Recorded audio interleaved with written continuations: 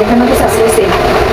কী করুন কম বাসার ভিতরে নদী তোমার যদি আসে তাহলে রান্না বান্না আমারই বেশি করতে হবে কারণ যেহেতু ঘরের মাঝে আমি রান্না বান্না করি আমি সব কিছু টুকটাক করে রান্না পারি ঘরের মানুষ রান্না পারি সব কিছু রান্না করতে পারে এখানে আমার খুব কষ্ট হয়েছে কাজগুলো করতে পারে শোনা এত ছোটো কাজ আমার গরু মাংস মাখানি একদম কমপ্লিট হয়ে গেছে এখন আমি চুলায় বসাই দেবো একদম মাখাই আছে তো মাখাইবে মাংসটা ততটাই সুন্দর আর মাংসটা দেখুন কালারটা কত সুন্দর আসছে মাশাআল্লাহ কিন্তু আমি সবসময় গরু মাংস বেশিরভাগ মাখায় বসে অনেক মজা হয় আমরা এটা বেশি পছন্দ করে সবাই তো আমি তাদের পছন্দ মতন এটা করি আর আমার চোখের অবস্থা দেখেন কারণ আমার চোখ দিয়ে শুধু পানি পড়তেছে যে সময় আমি পেঁয়াজগুলো কাটছি ওই সময় আমার চোখের মধ্যে মানে ঝাঁজটা আসে নাই কিন্তু এখন আমি মাংসটা মাখাইতেছি আমার চোখ দিয়ে পানি বেরোতেছে মানে এমন এক অবস্থা হয়ে গেছে পেঁয়াজগুলো অনেক ঝাঁজ আমি দেশি পেঁয়াজ তার জন্য এত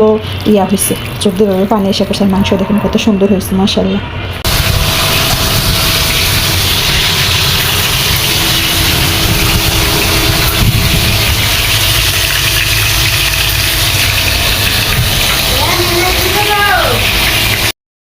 এই প্রথমবার আস্ত মুরগি আমি রান্না করলাম মানে এটা আস্ত মুরগি হয়েছে এটা আস্তই রান্না করছি কারণ এটা আস্ত খাইতে দিব এই প্রথমবার আমি এটা রান্না করছি জানি না কীরকম হয় কিন্তু আশা করতেছি কালার দেখে বা মাংসটা কত সুন্দর হয়েছে ওইটা দেখেও মানে যা যা লাগে ওইটা আমি নিজের মতো করে রান্না করছি তো আশা করি মজা হবে ইনশাল্লাহ মজা হবে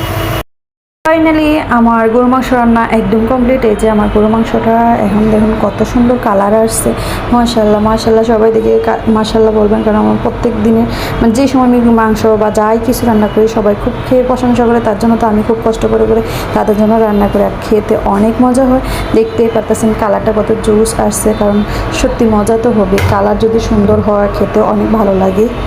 চুই পিঠা এটা নিয়ে আমি নিজ হাতে 3 বা 4 বার চুই পিঠা বানাইছি তবে সবটি খুব মজা হয়েছে এটা শুধু দুধ নারকেল আর এই চুই পিঠা দিয়ে আমি শুধু বানাইছি এত সুন্দর হয়েছে মানে লবণ টেস্ট করাতে দেখছি অনেক মজা হয়েছে কালকে একটু পায়েস রান্না করছিলাম অনেক মজা হয়েছে মাশাআল্লাহ তবে প্রত্যেকটা রান্না আমার শেষ এদিকে আবার রান্না করছি পোলাও এই যে পোলাওটাও খুব সুন্দর হয়েছে আমাদের ঘরে আবার কেউ উপরে পেঁয়াজ বেরেস্তা দিলে কেউ খায় না মানে কেউ পছন্দ না তার জন্য আমি দিইনি এটা হচ্ছে আমার রোস্ট রান্না হয়ে গেছে এই যে রোস্টটা আমার আর এটা হচ্ছে আমি ফাইনালি যে আস্তা মুরগিটা রান্না করছি সেটা তবে কীরকম হয়েছে সবগুলা রান্না আমার সবাই কমেন্টে জানাবেন সব কিছু মজা হয় খেতে কিন্তু করতে তো অনেক কষ্ট হচ্ছে এই যে সব কিছু আয়োজন করলাম রান্না করলাম এখন আমার কী অবস্থা আমার একদম ঘেমে মানে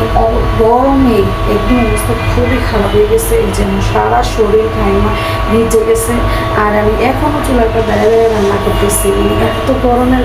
কিন্তু জানলা খুলে একটু বাতাস আসে দরজাটা খুলে কিন্তু দরজা খুলে আমি রান্না করতে পারি না চুলার মধ্যে বাতাসে আগুনটা ভালো করে লাগে না তার জন্য আমি দরজা অফ করে রান্না করি কিন্তু একটু কষ্ট করতে হবে আর এত সুন্দর রান্নাকে এত সোজা করতে অনেক কষ্ট হয় একটা বাচ্চা ধুয়ে কষ্ট করে এত রান্না করাটা অনেক কষ্ট করে যার বাচ্চা আছে সেই নারী বলতে পারবে যত পারছে আসলে রান্না করতে কতটা কষ্ট লাগে বুঝতে পারছেন